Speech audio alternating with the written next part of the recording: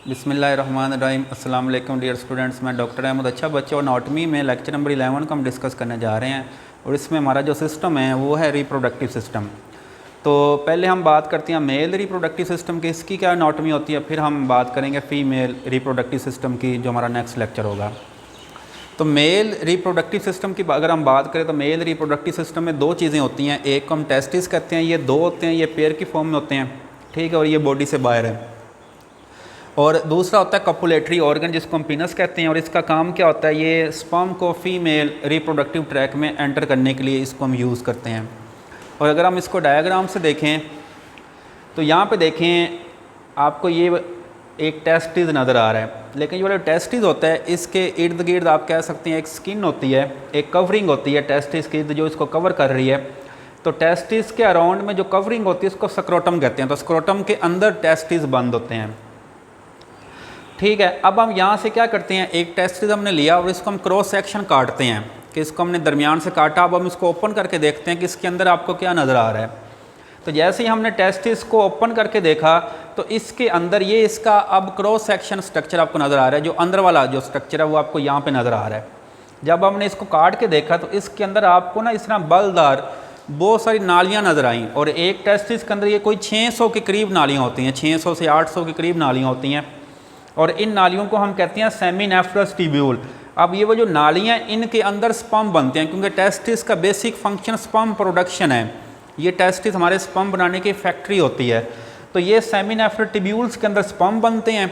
और फिर जब वो स्पर्म बनते हैं तो स्पर्म यहाँ से निकल के कहाँ पे आते हैं, ये देखें, ये आपको एक पार्ट नज़र आ रहा है जो उभरा हुआ पार्ट है। इस पार्ट को हम कहते हैं एपिडिडिमस। तो यहाँ पे जो स्पर्म है वो आके इस तरह स्टोर हो जाते हैं यहाँ पे, ठीक है। तो एपिडिडिमस क्या करता है, स्पर्म को स्टोर करने का काम करता है। और फिर देखें एपिडिडिमस के बाद आपको एक नाली नज़र आ रही है। इस नाली को हम कहते हैं वाज डेफरेंस, ठीक हो गया। इसका वाज एफरेंस भी कहते हैं या वाज डेफरेंस भी कहते हैं। तो ये बेसिकली स्पर्म डक्ट है, इसका दूसरा नाम स्पर्म डक्ट है। तो इसके ज़रिए हमारे जो स्पर्म हैं वो बॉडी से बाहर निकलते हैं, मतलब यूरिथ्रा में आते हैं और फिर वो जो यूरिथ्रल ओरिफिस होता है उससे बॉडी से बाहर निकलते हैं। तो मेल में यूरिन के बाहर जाने के लिए और स्पर्म के बाहर जाने के लिए एक ही ओपनिंग होती है। और अब देखें इसके साथ ना आगे दो स्पेशल किस्म के ग्लैंड्स अटैच होते हैं। एक को हम कहते हैं प्रोस्टेट ग्लैंड, दूसरे को हम कहते हैं seminal vesicle. Seminal vesicle pair की फॉर्म में होते हैं और ये अनपेयर्ड है। तब देखें ये जो दोनों ग्लैंड्स हैं इनका काम क्या होता है, ये स्पेशल किस्म की सिक्रीशन पैदा करते हैं। और वो सिक्रीशन किस में ऐड होती है, स्पर्म में ऐड होती है, ताकि जो स्पर्म है वो ड्राई ना हो जाए और स्पर्म को न्यूट्रिशन मिलती रहे, ठीक हो गया। तो इनकी सिक्रीशन प्लस स्पर्म कि ये देखें इनकी सिक्रीशन जो इन ग्लैंड से निकल रही है, ठीक है, सिक्रीशन कहते हैं।